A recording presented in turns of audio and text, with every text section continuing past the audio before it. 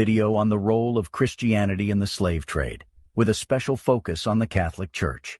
Sometimes it's important to dive into the uncomfortable and difficult parts of history, even if it makes us squirm a little. And boy, does this topic have some uncomfortable parts. We all know that slavery is one of the darkest chapters in human history, but what many people don't realize is the significant role that religion played in justifying and perpetuating the practice. And when it comes to Christianity and the slave trade, the Catholic Church was right in the thick of it. From Pope Nicholas V's 1452 papal bull that authorized the Portuguese to enslave Saracens, pagans, and other enemies of Christ, to the Jesuit priests who owned slaves themselves, there's a lot to unpack here. But fear not, my dear viewers. We'll take a look at the history, theology, and the human impact of Christianity's involvement in the slave trade. The slave trade involved the transportation and sale of African people as slaves to the Americas and other parts of the world from the 16th to the 19th century. It was a brutal and dehumanizing practice that involved capturing and enslaving people against their will, separating them from their families and loved ones, and forcing them to work under inhumane conditions. The origins of the slave trade can be traced back to the European exploration and colonization of Africa in the 15th century. Europeans wanted to establish colonies in the Americas, and they needed a cheap labor source to work on their plantations and mines. They turned to Africa, where they found a ready supply of potential slaves. Africans were captured by slave traders, who would raid villages and take people by force. They were then transported across the Atlantic Ocean in brutal conditions, packed tightly into the holds of slave ships with little food or water. Many died on the journey, and those who survived were often sick and weak by the time they reached their destination. Once they arrived in the Americas, slaves were sold at auctions to the highest bidder. They were forced to work on plantations, mines, and in households, and were treated as property rather than human beings. They had no rights and were subject to brutal punishment if they disobeyed their masters. The slave trade had a devastating impact on Africa, as it disrupted traditional societies and economies.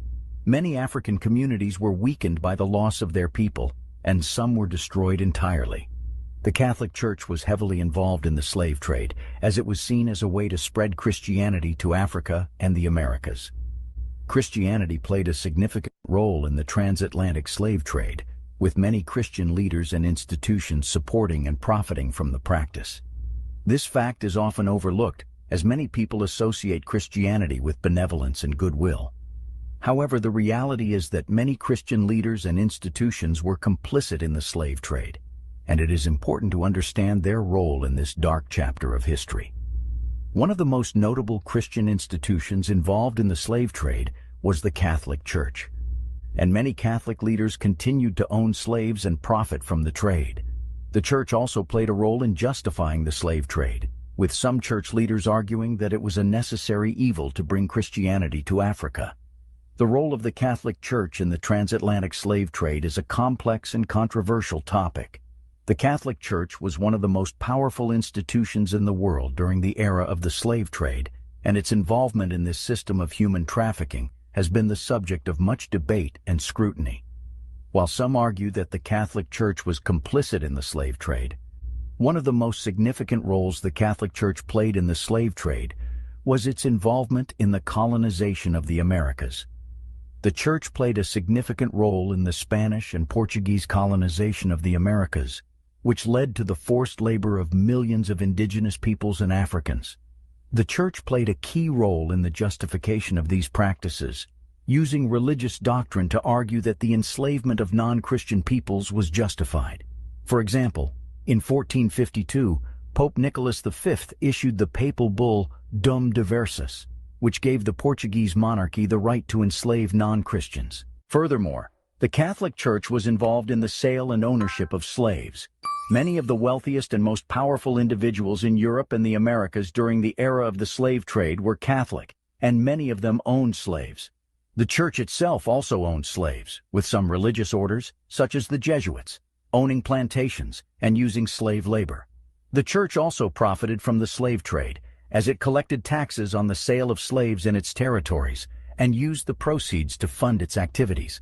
However, It is important to note that the Church's involvement in the slave trade and slavery had a lasting impact on the people affected by it. The legacy of slavery can still be seen today, with many people of African descent facing discrimination and inequality. Protestantism was also complicit in the slave trade. Protestantism was also complicit in the slave trade. Protestantism was also complicit in the slave trade, with many Protestant leaders owning slaves and investing in the trade. With many Protestant leaders owning slaves and investing in the trade. Some Protestant leaders even used the Bible to justify slavery, pointing to passages that seemed to condone the practice. However, the fact remains that Christianity was often used to justify and support the slave trade. One of the most interesting aspects of the relationship between Christianity and the slave trade is the role that religion played in the lives of enslaved people. Many enslaved Africans were forced to convert to Christianity. Many enslaved Africans were forced to convert to Christianity. Many enslaved Africans were forced to convert to Christianity, often by their captors or by missionaries who believed that Christianity could civilize them. However, many enslaved Africans also found solace and hope in Christianity, even as they were oppressed by their Christian captors. It is worth noting that the relationship between Christianity and the slave trade was complex, and there were many different perspectives on the practice within the Christian community. However, it is clear that Christianity played a significant role in the transatlantic slave trade, and it is important to acknowledge and understand this history. Of course, all of this raises some interesting questions. If Christianity was used to justify and support the slave trade, does that mean that Christianity is inherently oppressive? Does it mean that all Christians are complicit in the slave trade? The truth is, the legacy of the slave trade is still being felt today, centuries after the last slave ship set sail. Slavery was abolished in the 19th century, but its impact of it is still being felt across the globe. Let's take a look at some of the lasting effects of the slave trade. First and foremost, the slave trade created a massive wealth gap between Western nations and African nations. The slave trade was a huge source of revenue for countries like Britain, France, and Spain, and the wealth generated from it was used to fund the Industrial Revolution. Meanwhile, African nations were stripped of their resources and their people, leaving them impoverished and underdeveloped. To this day, many African nations are still struggling to catch up to the rest of the world in terms of economic development. The legacy of the slave trade is also evident in the racial inequalities that still exist in many parts of the world. The idea of white supremacy, which was used to justify the slave trade, is still present in many societies today. It's hard to deny that race plays a role in things like hiring decisions, police brutality, and the criminal justice system. These issues are deeply ingrained in our societies, and it will take a lot of work to undo the damage that has been done.